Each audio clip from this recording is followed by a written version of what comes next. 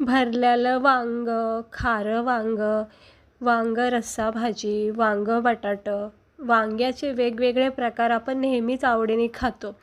पण हे वांग्याचे कुरकुरीत असे वांग्याचे काप नक्की करून बघा. खूप छान कुरकुरीत आहे, टेस्टी आहे, चवदार आहे. नेहमी नेहमी भरलेलं वांगं, वांग्याचं भरीत किंवा वांगं बटाटं खाऊनसुद्धा कंटाळा येतो का नाही? मग अशा वेळेस ना वांग्याचे असे छानपैकी कुरकुरीत मसालेदार काप नक्की करून बघा. इतके छान लागतात ना, ज्वारीच्या भाकरीसोबत, डाळ-भात वगैरे असलं की सोबत असे 2-4 वांग्याचे काप घेतले की बस एकदम छान असा बेत होऊन जातो. तर चला बघून घेऊया आपण याला बनवायची एक छोटीशी रेसिपी. तर ना वांगे तर आणलेत.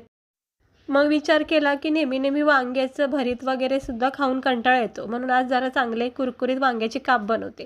तर त्यासाठी असे 2 छोटाले भरताचे वांगे आणले. म्हणजे लहान मोठ्या साईजमध्ये हे भेटतात, तर मी जरा छोटे साईजचे 2 घेतलेत. तर त्याची अशी गोल कटिंग करायची. अगदी पातळ करू नका, नाही तर पिचपिच होऊ शकतं, म्हणजे मॅश होऊ शकतं, गाळ होऊ शकतो. त्यामुळं जरासं जाडसर स्लाईस करा वांग्याची, म्हणजे कटिंग इकडे बघू शकता.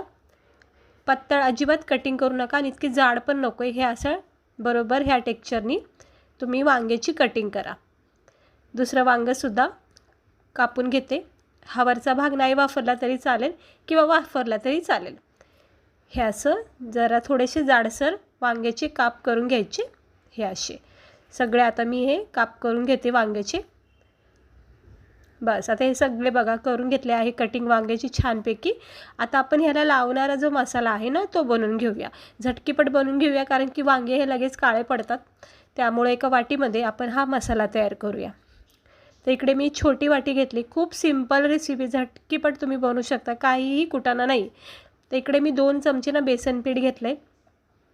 याच्यामध्ये ना तुम्ही अर्धा चमचा रवा टाकू शकता किंवा नसेल तर फक्त बेसन टाकलं तरी हरकत नाही. तर इकडे मी 2 चमचे बेसन पीठ, एक अर्धा चमचा धना पावडर, अर्धा चमचा हळद, लाल तिखट आवडीनुसार टाकू शकता. मी इकडे 1-1.5 चमचा लाल तिखट टाकलं आहे.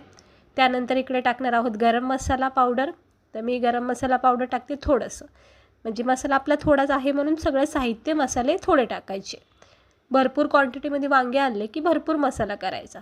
चवीनुसार मीठ टाकायचं आणि थोडंसं पाणी टाकून एक छोटीशी पेस्ट बनवायची याची. अजिबात पातळ नको आहे, वांग्याला अशी कोटिंग झाली पाहिजे. ह्या पद्धतीने हा मसाला तयार करा, म्हणजे एकदम क्रीमी टेक्स्चर पाहिजे आपल्याला. जास्त घट्ट नाही आणि जास्त पातळ नाही. अगदी थेंब थेंब पाणी टाका, जास्त पाणी अजिबात नको आहे. ही फक्त अशी पेस्ट बनली पाहिजे, म्हणजे आपल्याला कोटिंग करायला लावायला सोपं जाईल. आता हे बघू शकता, हे वांग्याचे काप आणि हा मसाला तयार आहे. झटकीपट वांग्याचे जे गोल आकार आपला जो कटिंग केली त्याच्यावर असं चोळून घ्यायचं. हलक्या हाताने अशी लेअर लावायची. मागची पुढची साईड सेम प्रोसेसने अशी कवर करायची. आता मसाल्याची कोटिंग जर तुम्हाला जास्त हवी असेल म्हणजे मसाला, तर तुम्ही जास्त कोटिंग करू शकता.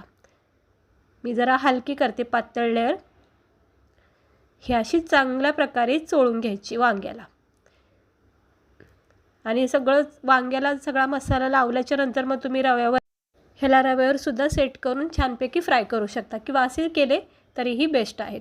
तर आता पुन्हा एकदा दुसऱ्या, हे बघा हे असं मस्त कोटिंग झाले बघा मसाल्याची. दुसऱ्या फोडीला सुद्धा आता सेम प्रोसेसने लावून घेते. हे असं थोडा थोडा हलक्या हाताने बोटाच्या साहाय्याने असं पूर्ण कवर करायचं, कट टू कट. एकदम व्यवस्थित लागला पाहिजे मसाला, मग जाड लेअर असो किंवा पातळ लेअर असो. एक साईड झाली की मग खालची साईड अशी. हे बघा ही स्लाईस तुम्ही खाली प्लेटवर ठेवूनसुद्धा करू शकता, पण हातावर जरा सोपं जातं. प्लेटवर कसा मसाला चिटकू शकतो. आता सगळ्या स्लाईज आपण सेम प्रोसेसनी अशा मसाल्यामध्ये लावून घेतलेल्या आहेत. पॅनमध्ये थोडंसं तेल तापत ठेवायचं, जास्त ठेवायचं नाही तेल. आता मी इकडे पॅनमध्ये थोडं तेल तापत ठेवलं आहे. एक एक स्लाईज उचलायची आणि याच्यावर सेट करायची. अगोदरच तेल तापून घ्यायचं आणि गॅस स्लो करायचा, नाही तर काय होतं फास्ट गॅसवर जर करताना लगेच करपले जाऊ शकतात. त्यामुळं सगळी प्रोसेस स्लो गॅसवरच करायची आणि याला द्यायचा थोडा वेळ.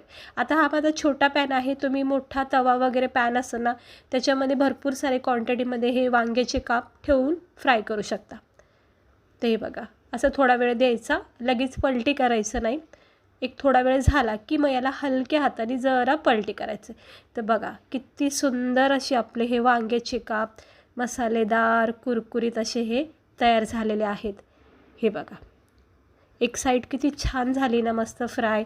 अशी कडक ह्याला भाजून घ्या. स्लो गॅस करा मात्र, फास्ट गॅसवर नको आहे, कारण की मग करपले जाऊ शकतात.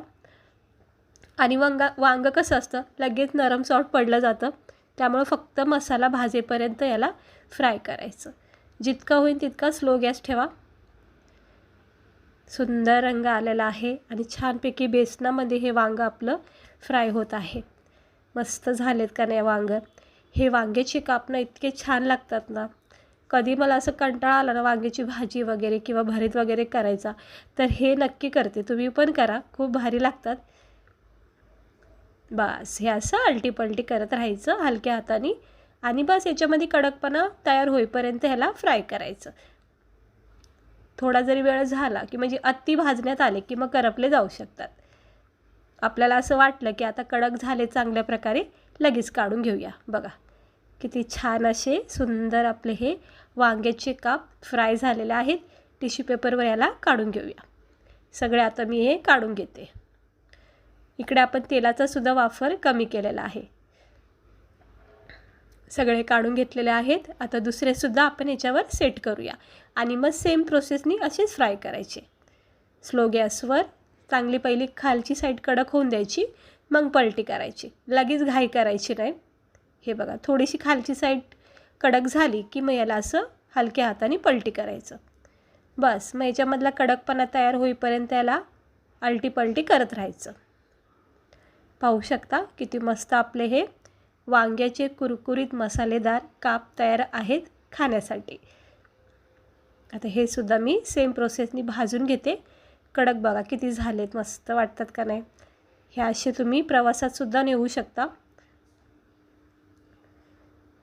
छान असं मस्त वांग्याचे कुरकुरीत काप चला झाले आहेत भाजून. आता मी गॅस बंद करते. थोडंसं गरम तेलामध्ये ठेवते, पण गॅस बंद करते. बस असा सुंदर रंग झाला, खरपूस भाजले की लगेच काढून घ्यायचं, कारण वांग हे नरम सॉफ्ट होतं लगेच. आता इकडे बघा गॅस बंद केला आहे आणि आता हे वांग मी काढून घेते. थोडंसं जरा गरम तेल आहे पॅनमध्ये, त्याच्यावर जरा थोडंसं शेकून घेते आणि मग आता काढून घेऊया. बस अजिबात तेलकट नाही, काय नाही, कमी तेलामध्ये आपण हे वांग फ्राय केलं आहे. हे बघा गरमागरम वांग्याचे कुरकुरीत मसालेदार काप बघू शकता तुम्ही किती मस्त झालेत का नाही. म्हणजे तोंडाला पाणी सुटतं, इतके छान वाटते. आणि वांगं तर हे आपल्या सगळ्यांचंच फेवरेट आहे. मग त्यांचा कोणताही प्रकार असो आवडीने खातो आपण, पण हे वांग्याचे काप ना तुम्ही एकदा तरी करून बघा, इतके छान वाटतात ना खायला. जर याला थोडासा अजून रवा वगैरे सेट केला ना तर अजूनही चांगला कुरकुरीतपणा याच्यामध्ये तयार होतो. टिफिनसाठी सुद्धा तुम्ही नेऊ शकता. वांग्याची भाजी करण्यापेक्षा ना हे असे काप घेऊन जा. बघा डाळभात वगैरे जर असेल ना त्याच्यासोबत जर तुम्ही हे वांग्याचे काप खाल्ले ना खूप मस्त वाटतं जेवण. तर नक्की करून बघा. टिफिनसाठी पण छान रेसिपी आहे, सोप्या पद्धतीने बनली जाते आणि रात्रीच्या जेवणासाठी सुद्धा तुम्ही हे बनवू शकता. आणि हे बघा आपले हे मसाल्याचे कुरकुरीत वांग्याचे काप कसे वाटतात बघा, छान आहेत का नाही. किती कडक झालेत, अजिबात हे पिचपिच वाटत नाही, नरम नाही झाले जास्त. खूप मस्त कोटिंग झाली आहे बेसनाची आणि इतके मस्त वाटतं. तर तुम्ही करून बघा एकदा, म्हणजे तुम्हाला खूप आवडतील आणि तुम्ही नेहमी हे वांग्याचे काप करून खाता. कोणी जर आला अचानक पाहुणे गेस्ट फ्रेंड वगैरे, तर अशा वेळेस जर भाजीला काही सुचलं नाही ना तर हे वांग्याचे कुरकुरीत मसाले काप नक्की बनवा आणि आवडीने खातीन बघा, खूप छान लागतात. म्हणजे कसं आपण एकच खाऊन पण कधी कधी येतो कंटाळा ना, अशा वेळेस जरा काहीतरी वेगळं करायचं. तर कशी वाटली तुम्हाला आपले हे आज मसालेदार कुरकुरीत वांग्याचे काप. सिंपल रेसिपी आहे, झटकीपट होणारी आहे. चला भेटते मी तुम्हाला पुढच्या व्हिडिओमध्ये. स्वस्त राहा, मस्त